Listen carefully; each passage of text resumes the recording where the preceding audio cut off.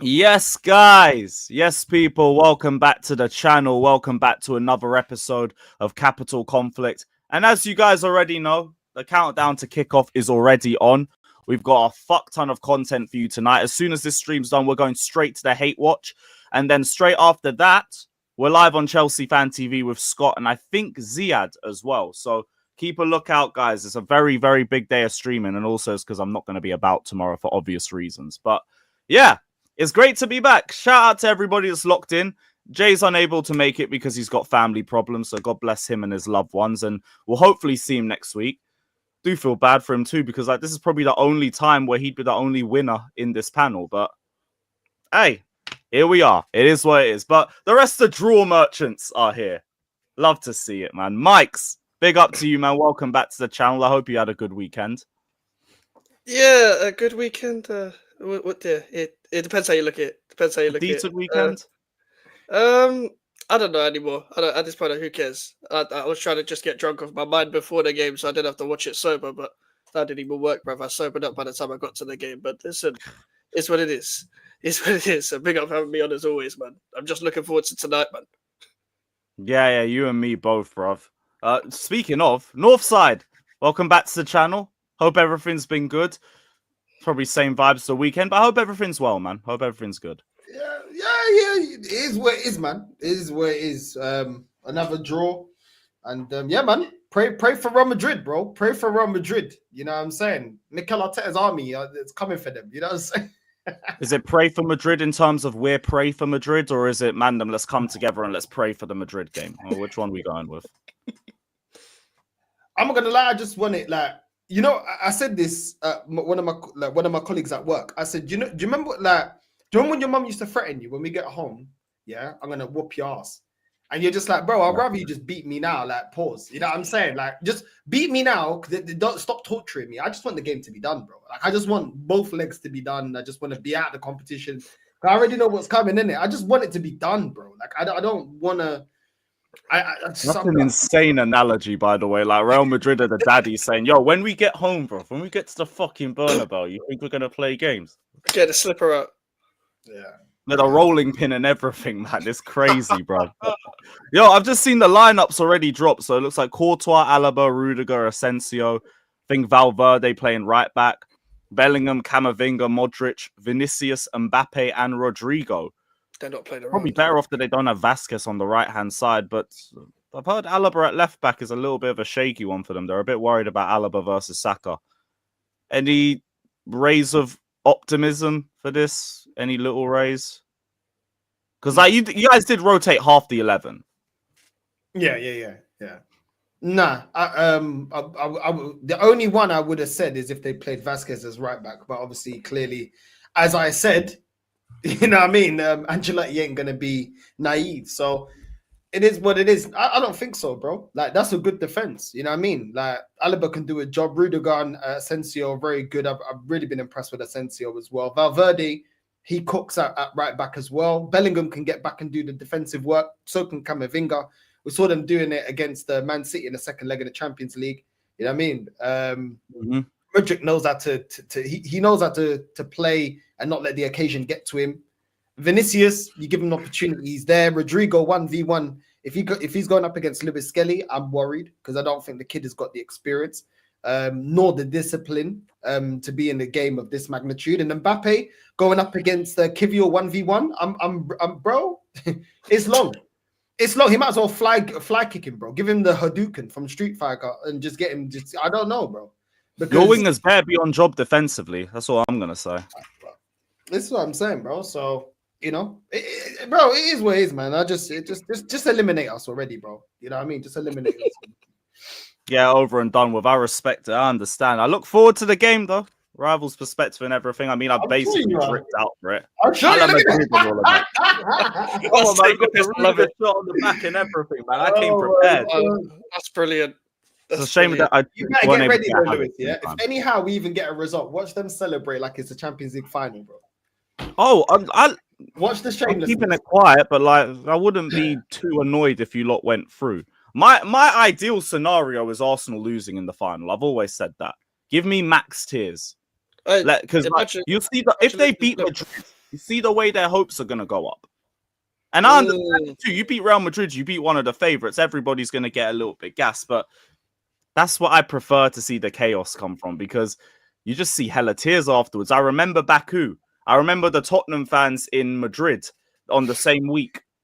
Hell, I remember our fans back in 2008 in Moscow losing a European final. Nothing hurts more than that.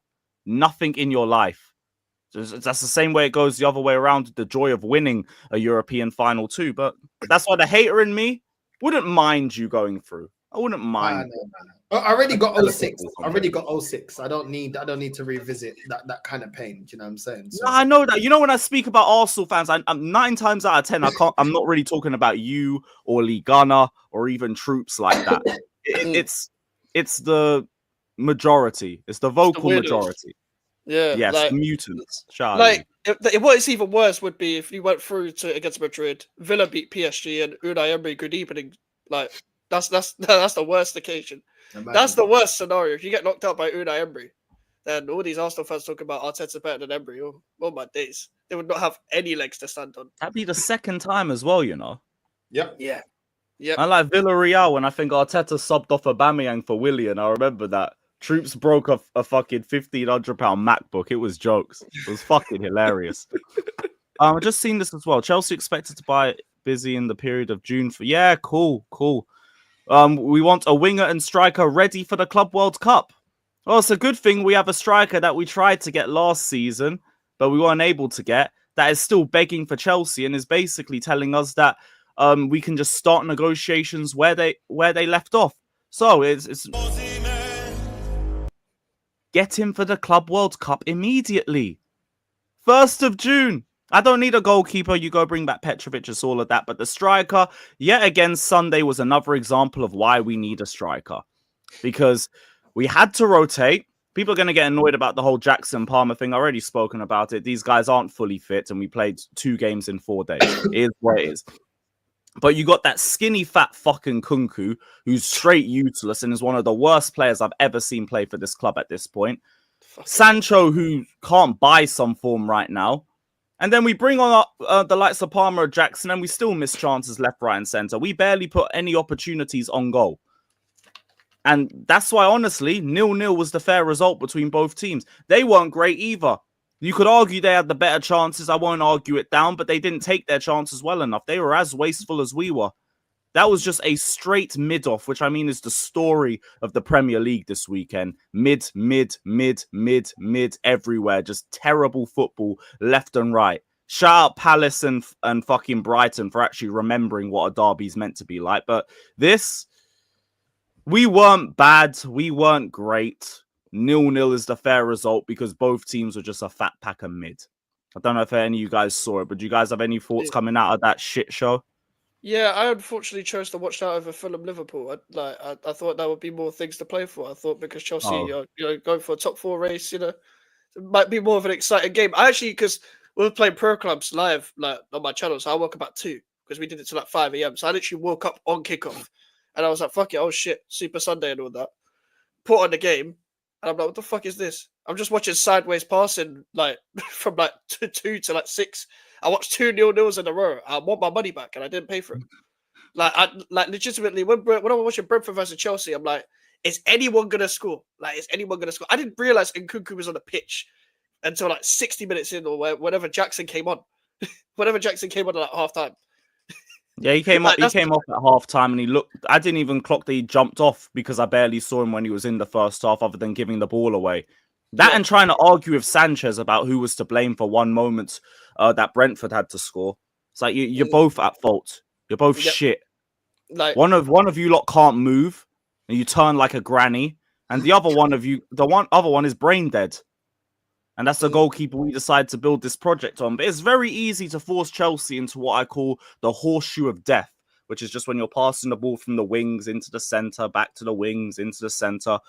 We got no focal point up top to cross the ball to. Even when Jackson plays, you can't cross the ball to him. So it's very easy to be compact in the middle and to just force us into that, because all the aim is going to be after that is just try and open up gaps within the middle.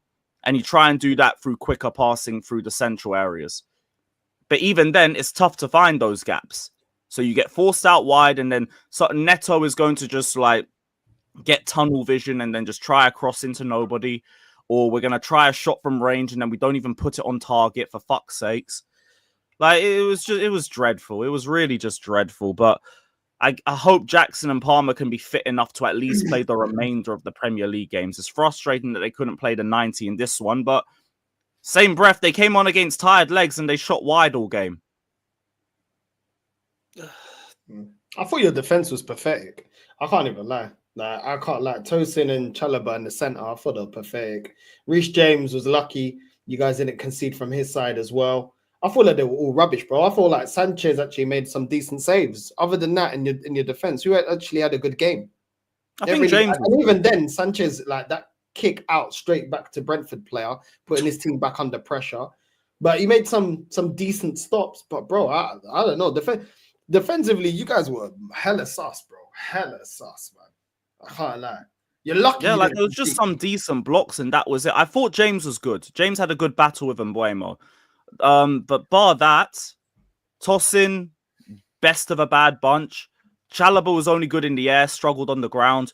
Gusto, I don't know what the fuck has happened to this guy this season. It's like someone's just like nuked all of his abilities. He gives the ball away easily. His crossing's garbage. Positional awareness isn't there. And it's whether he inverts or whether he overlaps. Like, he's been dog shit. He's been top 3 worst players for us this campaign. He's been consistently bad. And like, if you play him on the left, it's even worse. There's been some people complaining about Reece James playing on the left-hand side. Reece is actually good on the left. Like, it's more of a testament to his own ability that he can do that.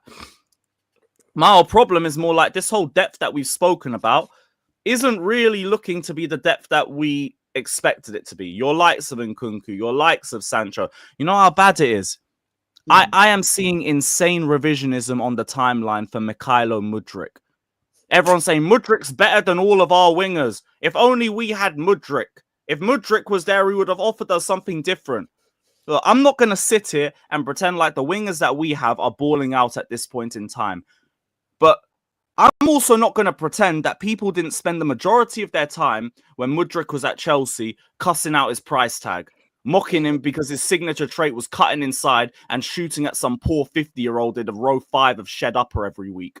This guy's only good for a pass and nothing else, and we're going to pretend that, oh, if we had Mudryk, we'd have more points. If we had Mudryk, we'd be doing so much better. I just feel like it's so easy for us to just try and be negative about every single aspect about us. Tell me the game was poor. Tell me individuals were poor. Miss me with the revisionism for ex-players or ex-managers that would not have improved or changed the level. Not at all. What's Don saying? Mudryk has shown us more than Sancho and Neto when it comes to directness and creativity. I will give you the passing. I always say if Mudryk has one good thing in his game, it's passing. He's got great vision. He's got a decent pass with him. Directness. Mudryk is he has pace for nothing. Pace for no reason. I've never seen someone so blessed with pace that abuses that right. And he abuses it. Ball control sucks. Decision making when he's on the run sucks. All he is a pass. That's it. So I can't hear the stuff about, oh, Mudryk would have changed the level and everything like that. We would have had like 1 or 2 decent passes off him and nothing else. You know what that is? Jadon Sancho. And Jadon Sancho will retain the ball more for me. So, what is going on with Sancho? Why has there been such a downside in form? I genuinely don't know. Because he looked so confident in the first half of the season and he's fell off a cliff now. I really don't know. And I also don't know what changes it, because it does feel like it's something mental. The ability is there, the decision-making is not. He takes way too long to make a call, and it's the sort of thing that I was getting onto Willian for when he was at Chelsea.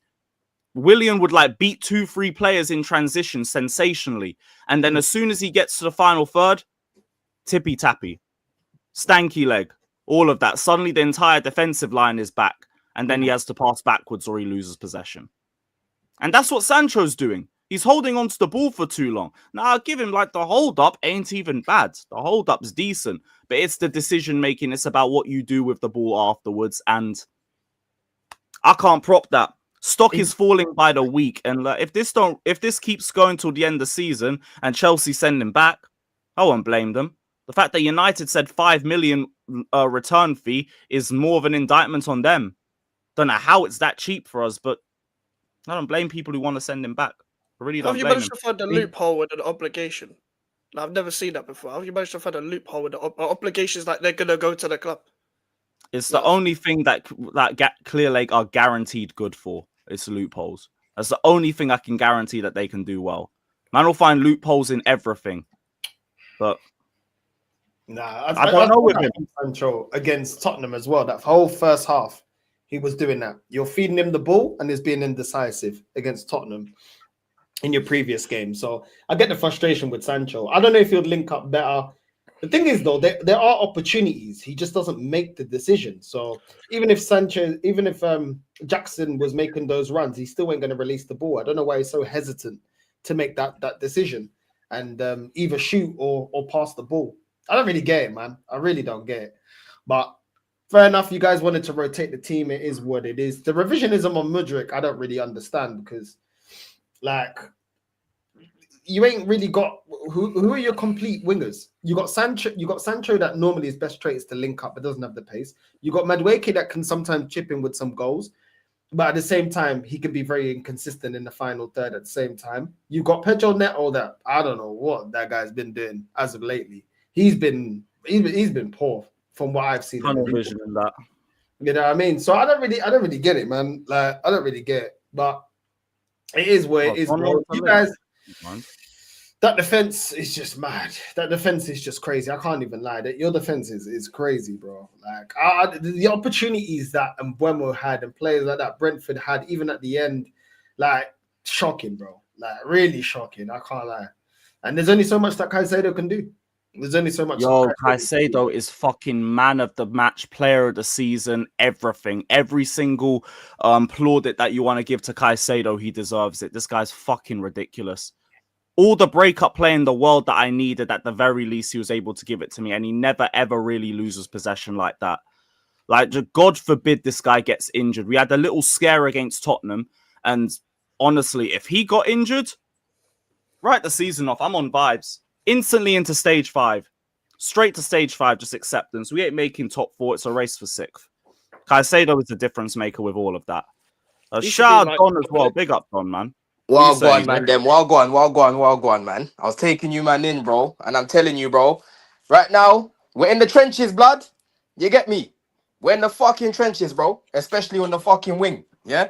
And Lewis, bro, there is fans like you that just ignored every good action that Mudryk did because you man used to see the fucking things on Twitter where man's hitting it roll Z and all of a sudden he was shit the rest of the game, right? No, when but reality, I've always said he's a good passer, when the reality is I was actually seeing man taking risks, running past people, creating for fucking guys like Jackson and they're fucking missing, bro, right? Put Mudryk in Man City's team last season with fucking Haaland, everyone's looking at this guy differently because you'd have more assists, right? You will have way more assists than what he had at Chelsea, bro, right? Last season, he was creating at a higher rate than anyone else in the team apart from Cole Palmer. And everyone knows how good Cole Palmer is, bro, yeah? If you go check his underlying metrics, let me ask the man them actually, yeah? What did you, man, think of Neto before he came to Chelsea, bro? It's pretty good. I thought it was a really good signing. Didn't mind him. Good transition player. Yeah. Yeah. Now, if I show you the underlying metrics between Neto and Mudryk from last season, they're pretty much identical, bro. They're pretty much identical, right? Neto got more assists than this guy because, again, he actually had someone in the team that could finish the chances that he was created. But Mudryk scored more goals than him. And he had a couple assists to his name as well in minimal game time, yeah? Lewis, how many times were we speaking last season? Oh, why the fuck is Sterling starting again? Mudryk's had a good game to build from. Man's getting dropped again, bruv. Yeah? Man's coming Yep. on against Newcastle, helping Poch to send us to the fucking to extra time to go and beat Newcastle, bro. He came on off the bench Massive again against Trippier Newcastle. attacks on that, but fair enough. Yeah, he came on against Newcastle, bro, again and scored that mad goal. Who else in this team scoring that goal that he scored against Newcastle? Mad goal. Oh, you're talking about the league one? Bro, the league one, and obviously he Okay. scored the goal in the cup against Newcastle, but he scored in the league as well. When man got the ball, one, picked that up the was ball. good. How and many he scored a times mad is goal. Mudryk replicating that? Because we've seen him in play a lot of times, and he's only good at passing. There's no other attribute he has that I will rate. Bro, I don't think he's only good at passing, though. In terms of actually running at people, what Moresca wants his wingers to do, he's very good at that, bro. He's very good at that. And when you talk about his decision making as well, this season I was actually looking at him every game pretty much, and I was like, yo, he's actually got like a baseline to build from these days. Like I'm seeing him actually making better decisions. He's not just losing the ball. He's actually thinking about what he's doing. And the biggest thing for me since he's been at the club, because he was playing Conference League group stage games. bro, not just the Conference League. I'm talking about the Prem as well, bro. Don't forget, man came off the bench here. Remember we fucking drew against Palace when Eze scored that goal, right? Yeah. He comes off the bench instantly. He does more than Neto. Creates a mad chance for Jackson where he plays it over the top to Jackson. Jackson missed it, bro. Yeah. He came on off the bench against Forest. I was at that game as well at the Bridge. He gives a mad ball. He ran all the way. Good one. All the way. I've from also seen him half. come off the bench against Arsenal and he didn't do anything. I saw him come off the bench against Man United and chase his touch for about 15 minutes. Yeah, bro. There's been a couple games where he's been off, but I'll be so real, bro. When I was watching him and Neto playing in the Conference League together, Neto's the guy that's got more Premier League experience. Neto is the guy that everyone was sucking off, saying, yo, they'll love him at Arsenal, they'll love him at Spurs, they'll love him at West Ham, they'll love him everywhere. And Mudryk was outperforming him, bro. Yeah, in that same comp. You know what I mean? So, end of the day, I feel like people... He had good games in the Conference League, but like, bro, I'm not going to judge him as majorly improving off games against Noah and like Heidenheim and all the other no names. I can't even remember half the teams we played in the group stage. Yeah, but Lewis, I think last season he actually for what I was watching last season, I thought he was decent. I thought he had a decent season, bro. I wanted this guy to start ahead of Sterling. He did more than Sterling in lesser game time, bro. And all the metrics back up what my eyes were watching, what my eyes were showing me, bro. But even then, if the bar is Sterling, like, bro, Sterling last season was hot and cold though. Like there was certain games where he actually played very well. Like you're forgetting, Sterling like till November, then like it was just never came back.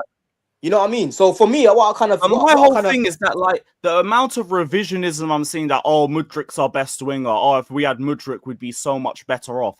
It's bullshit.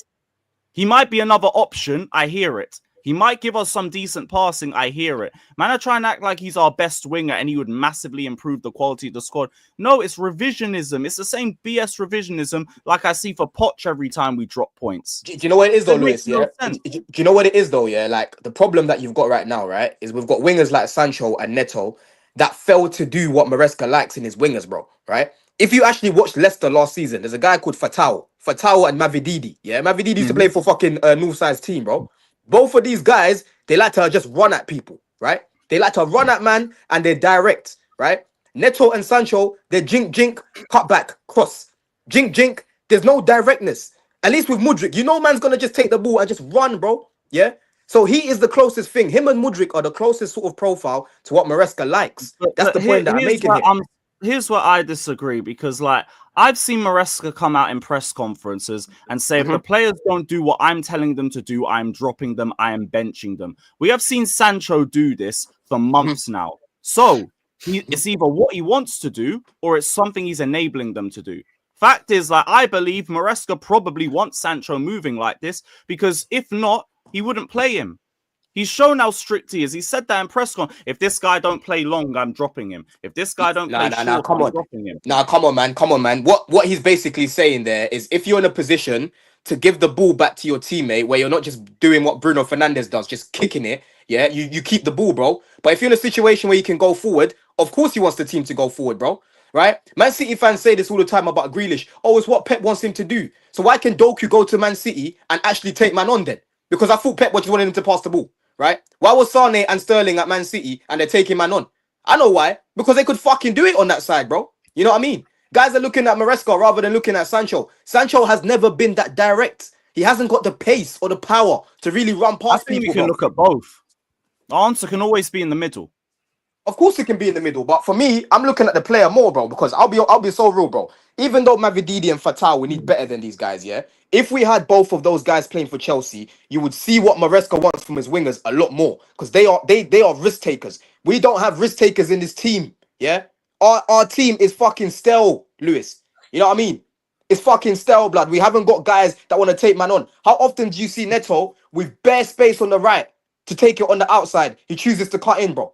He's whipping it into nobody in the box. Yeah.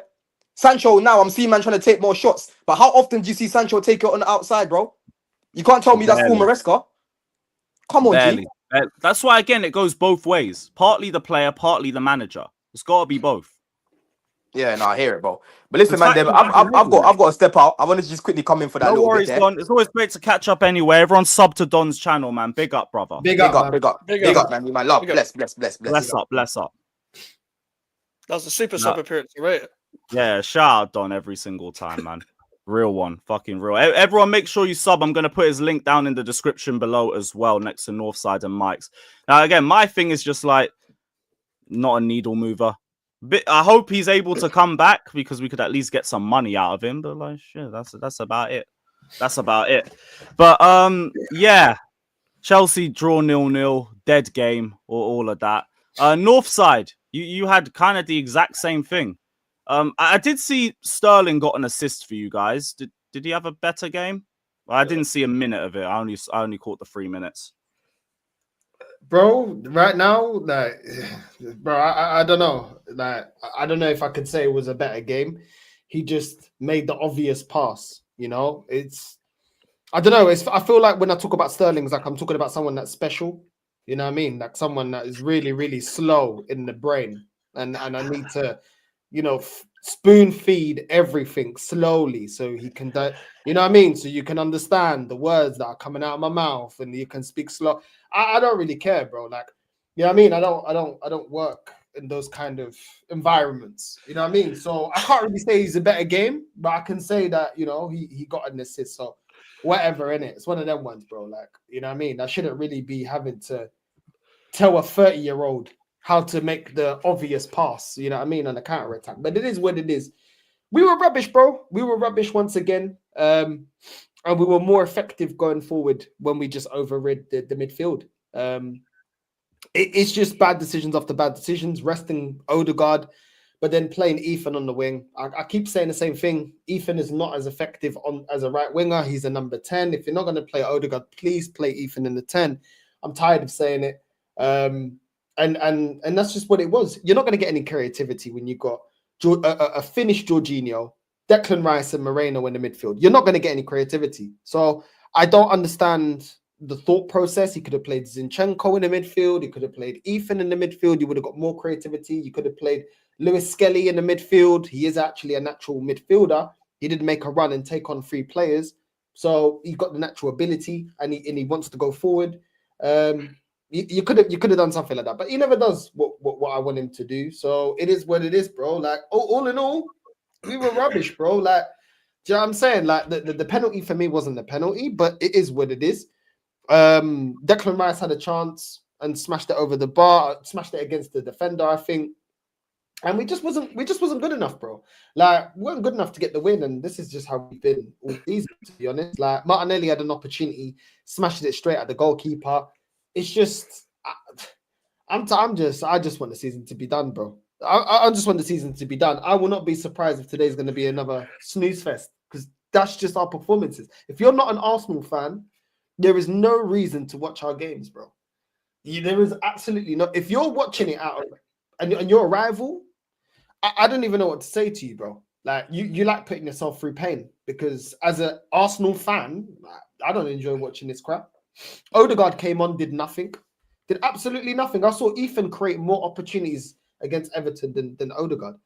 But yet we're protecting Odegaard. And I bet any money that he starts today. He didn't create more than Ethan. You know what I mean? So I don't know, man. It's just getting to the point where I just want the season to be done. You know what I mean? I just want the season to be done. And I'm just so done with this season, bro.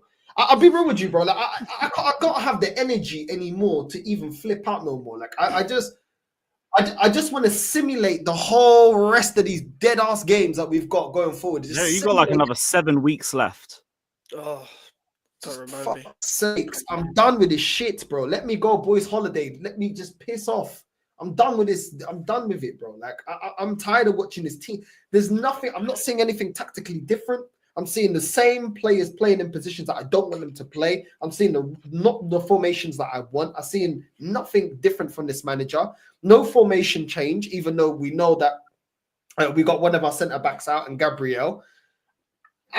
What are we doing? Like, I don't see any progress, anything that I can say, oh, okay, well, I just feel like he's run out of ideas. I'll be real with you. I genuinely feel like Arteta's just run out of ideas. There's no more dark arts. There's no more set piece kings. There's no more none of this, bro. And this is why I never wanted to. I never trusted in facades. I wanted consistent play style, and I wanted him to actually know how to coach and manage a team and have in-game management. But it's always the same thing. It's always the same thing. Like for like substitutions, we play a 4-3-3 or we play a 4-2-3-1. The same boring stuff. Do you know what I'm saying? Continuously playing players out of position, playing imbalanced squads or imbalanced midfield. When the defense is fit, when the defense is working out, the midfield is disjointed. When the midfield is not disjointed, then the attack's disjointed. I'm just done, bro. Just end the season, bro. I'm genuinely just so done. I'm genuinely done. I don't give a shit. Benfica beat Porto 4-1, yeah? And you know what I'm saying? It is what it is. We're in the title race. We've got 6 games to go, and we can win the league. Jeez, where's Benfica in the league? Huh? Where's Benfica in the league? We're joint in it. I think we're second. We're joint with Sporting on points. 6 games left. Fucking hell. You've at least got something else to enjoy.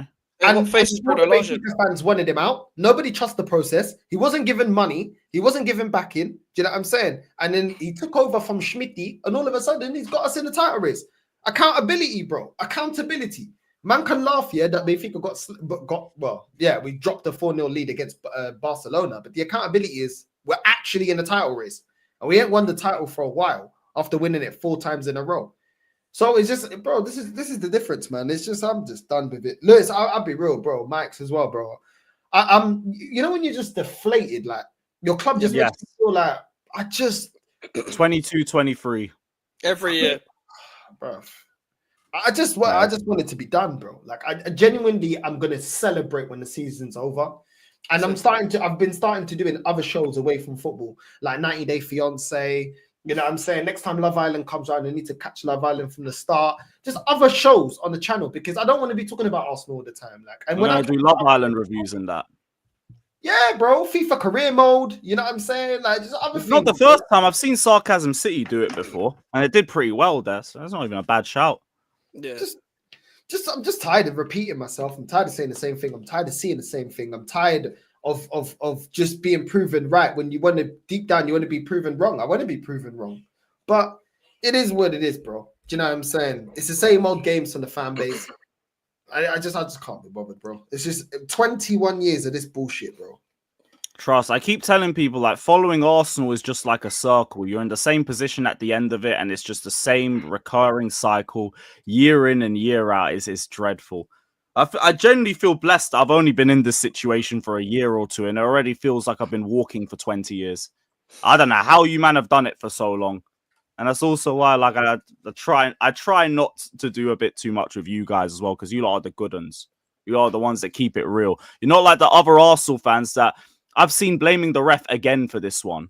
Apparently, the ref was starting your game every 2-3 minutes, and it was stopping you guys from being able to flow.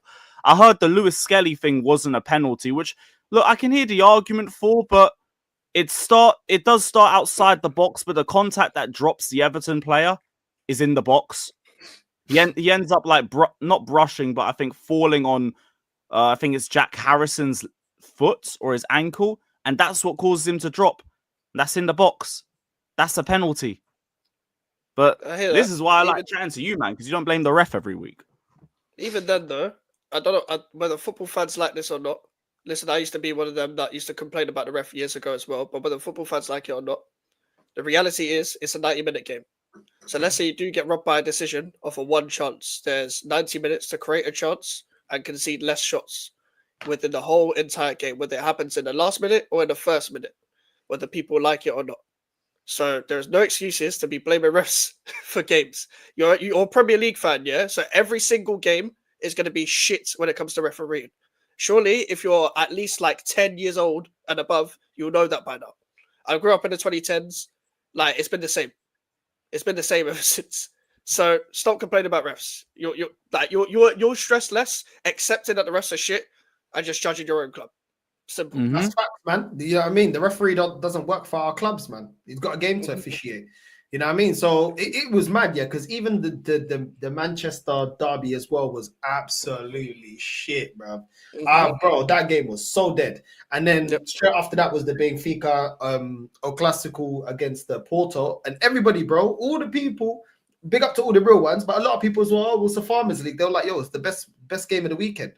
You know what I mean? Two teams going at it. Two teams that were looking to score. Porto are getting cooked, still going forward, still trying to score, still trying to win the game. We don't try and win the game in the Prem. We try and manage the game and make sure we don't concede and be very cautious with the way that we play football. It's boring. It's rubbish. It's boring. It's not entertaining. It's rubbish, man. I can't. How all of us sitting here? Yeah, I saw the highlights of your games. Obviously, I watched my game.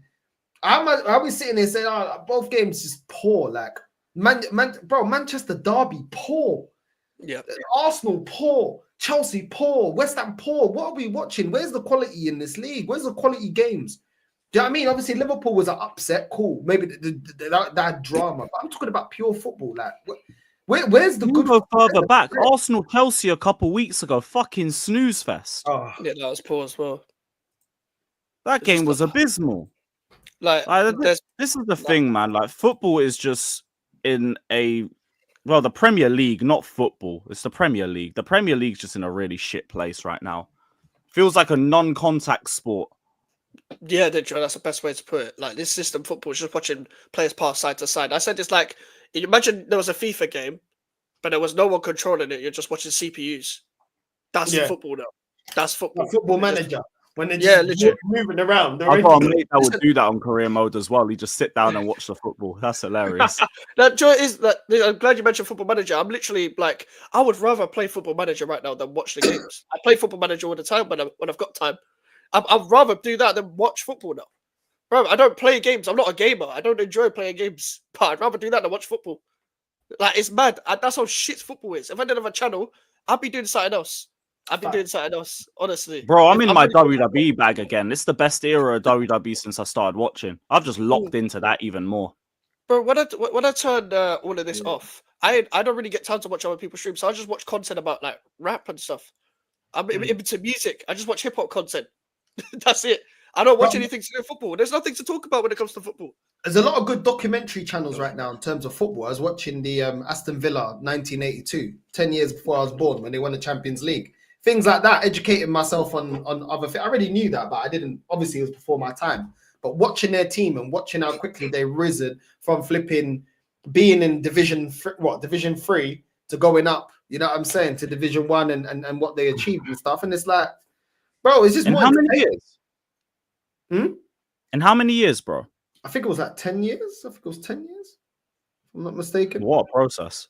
Yeah, you know what I'm saying? But how can they do it though? It's impossible. How can they compete? How can they compete? No, if anything, you look at Aston Villa, right? They came up in, I think, 2019, and now they're in the Champions League quarterfinals. 6 years. Yep. And they might be rewriting history. They made up for every mistake. At one point, they had Dean Smith. Now they got Unai Emery. Like, think about that. Bro, I looked at their depth because I did the Villa Forest watch along on Saturday. Fucking hell, man. I've seen likes of like fucking Rashford. I think, was it not Ollie Watkins, Asensio, who was on their bench? Marlon, all sorts. Like, they look like a proper top 4 side now. They got the proper depth and everything. So on their bench, they had McGinn, Rashford, Kamara. They've got fucking Pau Torres, Luca Dean, Ezri Konsa. Starting, they got Marlon, Asensio, Rogers, Watkins, Onana, fucking Emi Martinez and everything. They got a solid squad. Like, their building over the last 6 years been crazy. Yeah, they got everyone fit now. So now people are starting to realize their squad's actually decent. Like, with everyone fit, well, most people fit. And they were still able to bop a Forest side off the park, who've been very, very good defensively this season. It's like shit, yo. There you go. That's a real process.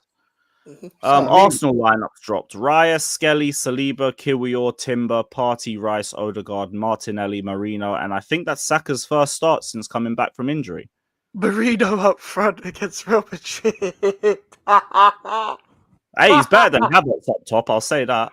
Why is but Marino he's starting up never- front yo, though, this bro? is- Like, what the fuck? He's a midfielder still, though. He hasn't started up front before this season. He's played against Real Madrid. I reckon we're conceding. Skelly and Kibby are at the back. Yeah, I reckon we're conceding, bro.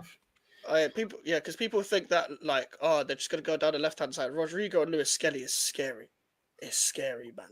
Like, That's why Martinelli got to be on job. If he ain't Yeah. doing the defensive work rate to help him, it's long. Lewis Skelly got hooked against PSV. Like, that's all I need to say. Wasn't that because he nearly got himself sent off? Exactly. Yeah, Rodrigo, like, God forbid for you lot, he does that again. That'd be crazy. arguably their best attacker. It's arguable. See? Up there, like the fact all three of them are at such a high level, like it just is what it is. Yep. And like I think Mbappe is now finally starting to settle at Real Madrid. His numbers are really good this campaign now after a really slow start. It's yeah. We're gonna see. Saka looked very like he's playing with caution since he's come back. He ain't been sprinting, he ain't been taking on players.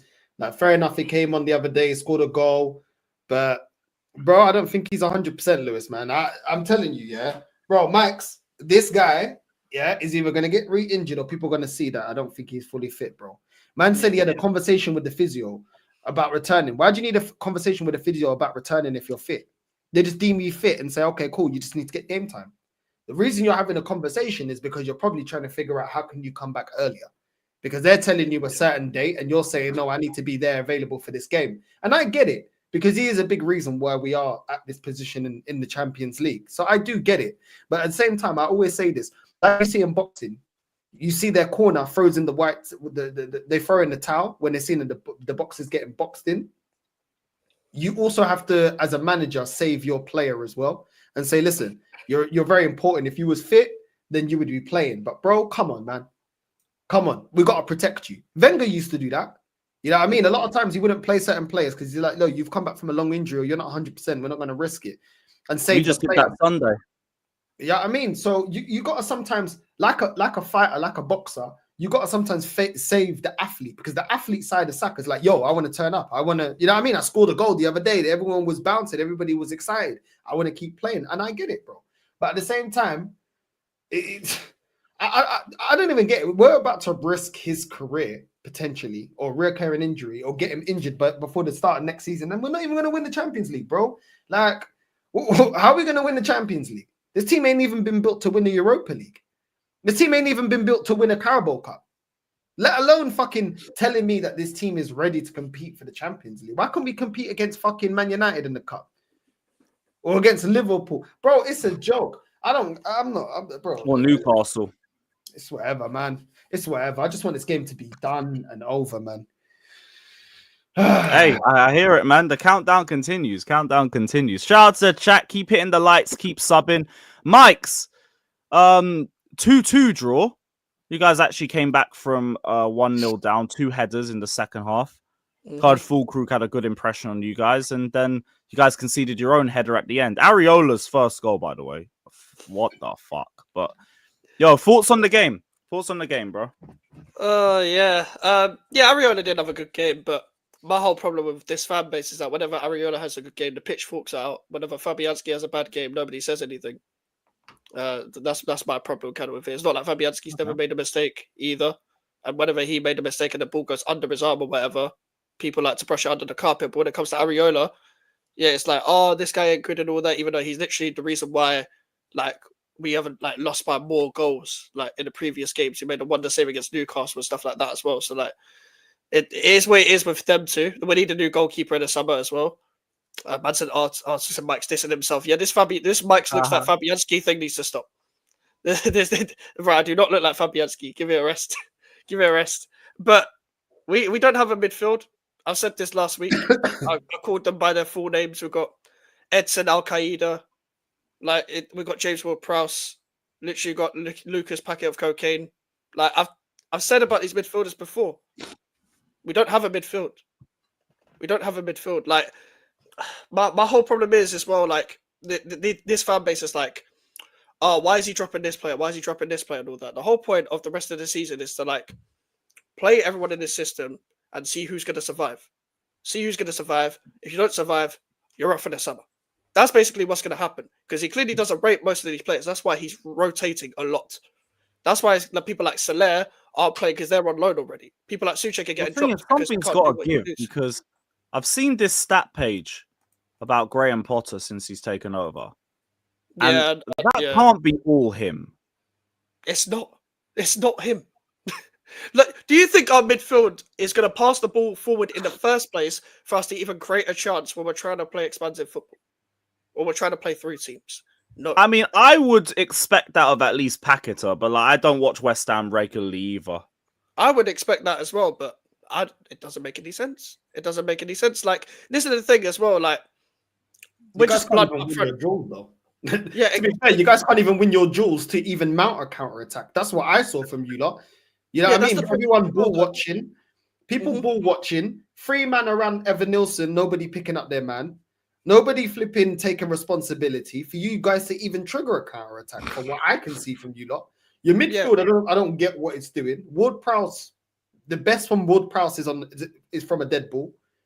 So I don't get what he's really there for unless you're going to bring him off the bench to impact the game. If you're getting a lot of set pieces, the opposition's making a lot of fouls, then he's a specialist in that, in set pieces. You could utilize him in that. Souček, I don't know what the job is for Souček anymore. I don't know what you're trying to utilize him. I think you played him in like a 10. I never saw Souček as a 10 before in my life. But it is what it is. Alvarez, I can't tell what Alvarez is. He looks like a busybody doing nothing. Like, he's just a lower grade Odegaard. And Kudus, to be fair, he whipped in a good cross. He did well to beat his man, whipped in a good cross, I think, for the Bowen goal. Yeah, but he was shit for most of the game. Like, I don't know what you ain't got the basis. Like, you kept saying, Mikez, about Mavropanos, But bro, I can't say that I saw any better from Kilman or Todibo, bro. I can't say I saw any better, bro. Yeah, for the goal, it was shit.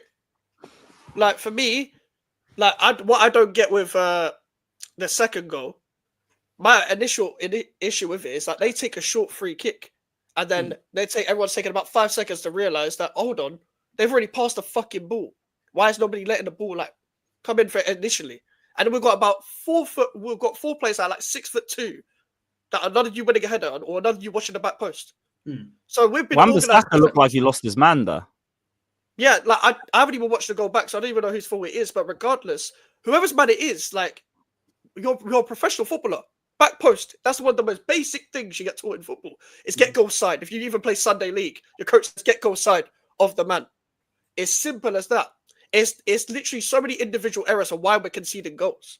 Whenever it's like a team trying to break us down under Potter, it's been a rare time where we've actually like conceded a goal. It's individual errors all the fucking time.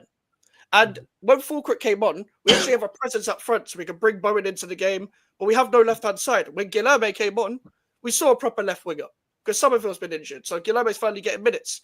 When Kudus was there, left and right, fucking useless. Useless. Yeah, it doesn't do anything. He doesn't do anything to warrant any form of price tag for neutral fans to be telling me that he's our best player. But then fans want to say that Bowen isn't any good when he's the only one capable of scoring a goal at this club, besides from Fulcrook. Bowen is the only one that actually does anything in attack when Fulcrook isn't there. Like anything. He's been consistent for years, yet he gets disrespected. Whereas Mohamed Kudus had one good season, and we're talking about Kudus like he's the next big thing. He's not. He's 25, 26. He's not a young kid anymore. He's going to have that same syndrome as Rashford, where like you're 34, like you could be like having a free bus pass soon, but we're talking about you being a wonder kid. Like I'm not on it. Like with Paquetá and Kudus, you're big name players. You're not big game players. Simple. With Emerson and Scholes, that's the only bit of depth I like. Scholes didn't do anything wrong in the first half when he was playing left back, but Emerson came on, he gives us something different. Left back I like, but Emerson's got 1 year left on his contract, which is a problem for me. I would, even though he's 32, give him a 1 year deal. Like, because that's not a position we need to deal with in the summer. We've got so many other positions we need to deal with. And that's the thing. It's a shame that Wan-Bissaka did what he did because he was having a really good game. He locked up Semenyo. The one error. He's been on Hammer of the Year, like Player of the Year and all that. But one error. Like, bro, You lot need a mass clear out, bro. Apart from Wan-Bissaka, you lot need a mass clear out. Clear out most of these players, yeah. And you lot need to go to the championship or something and go pick up the best in the championship. That's what you lot do. Build a basis, bro, and build a flipping defense. You know what I'm saying? Something you can stand on. You can't stand on your attack because your attack it doesn't cut through and score enough goals. You're correct. Your midfield is all over the place and doesn't shield the back line. And your back line, as soon as they're exposed 1v1, they get cooked. They're not good aerially, position-wise. They're not good 1v1. I don't know what they're good at. The only one I saw this season that's had a decent season in terms of your defense is Wan-Bissaka. He's the only one that's shown anything on a consistent basis. That Ollie, he's been okay, but Wan-Bissaka for me has been, from when I see, and I don't watch you guys all the time, but from when I see you, Wan-Bissaka seems to be the standout. Bro, you need at least a foundation. There's no foundation to your team. There's no style of play. There's no consistency. There's no defense that you can rely on. There's not a cohesive attack that you can rely on. It's completely in shatters, bro. So really, cut your losses. Get some championship players that are good, that fit the system. Yeah, fit what the manager wants. Clear it out. They're going to be costing less in terms of weekly wages anyway. So you're going to save yourself money on that. They're not going to cost an arm and a leg if you're trying to go for Premier League proven players. And you might as well, because what you got to risk? These are the kind of situations, when I've seen teams like West Ham, you'll continue with the same group of dead players expecting different things next season when you already know what the players are like. And I had this issue before with Arsenal. Would hold on to Holding. Would hold on to flipping El Nene. We'll hold on to fucking Nketiah. We'll hold on to flipping Reece Nelson. And all these players. And the thing is, as fans, we know at a point what level the player's at. And it is what it is. And it's either working for you or working against you. And certain players, it just ain't, there's no development plan. People think there's always a development plan or you can get the most out of players.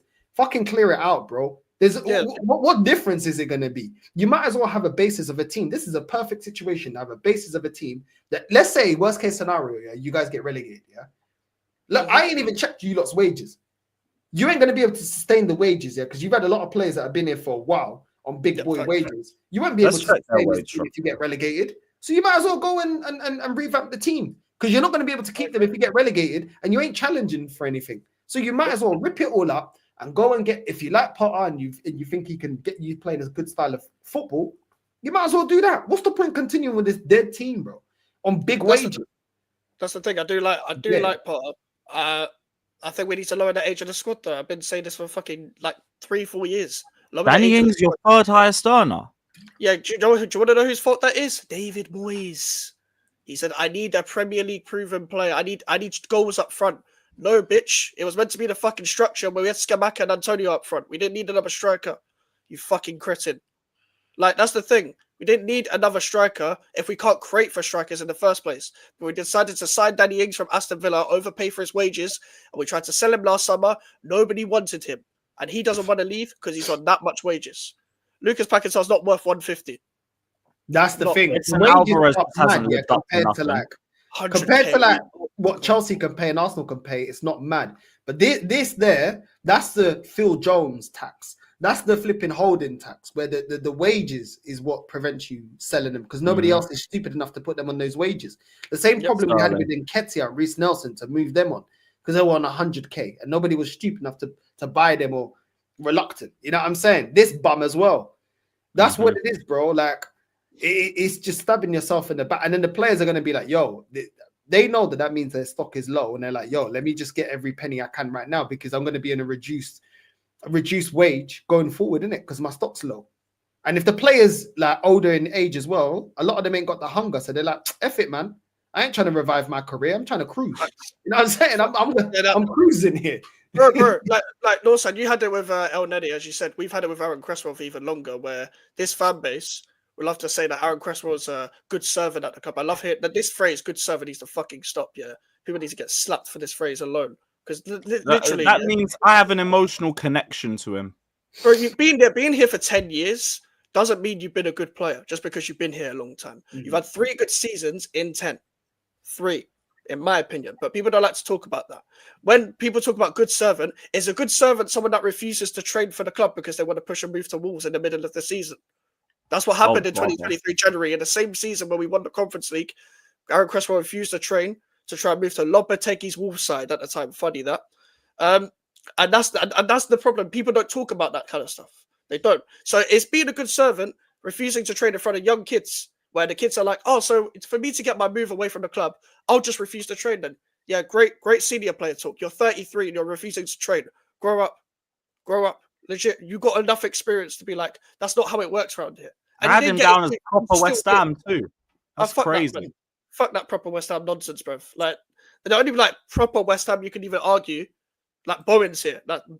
Like he's here for a long time. He's done well. Antonio, Bowen and Antonio. That's it. Antonio always runs in big games, and Bowen's here. That's it. The players that I actually like at this club were like Wan-Bissaka. I do like Emerson. I only like Kilman when he's next to Tadibo. I do like Tadibo. He actually had a really good game. But apart again with that goal, like what the fuck are you doing? We did get beat 1v1 once. When we have a right side of Wan-Bissaka and Tadibo, nobody wants to attack our right side. They just pass it backwards. Because whenever Tadibo's dragged out 1v1, he's decent. But the problem is, them three, Bowen, and what maybe Fulcrook as a squad player, and we're talking Skulls and Emerson, those are the only players I'm like, I would keep. Everyone else can leave. Like Paquetá, Kudus, Ward-Prowse, Alvarez, whoever it is, like, they can all leave. But this is what it is. I need to clear out in the summer. We're not doing fuck all. It's going to be the same old next season because there's no point hiring a manager if you're not going to buy players that are suited to his style.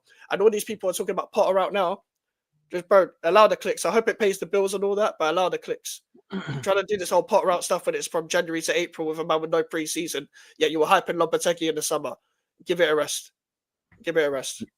I hear it. Like I said, I regretted being Potter out after I was for kind of the same reason. He did have his bozo moments, but fucking hell, Lampard and Pot straight after that, I did not know what I had. Potter weren't amazing. He's better than the pair of them. Yep. And like I agree with you as well. Like you desperately need another clear out. Last couple seasons for you, bar the Conference League win, have been fucking dreadful. So yeah, I guess we will see. We will see. Big up to every single one of you that's locked in, though. It's been a great episode of Capital Conflict. Sub to everybody's channel. The link to everybody's channels and Don's are all in the description below.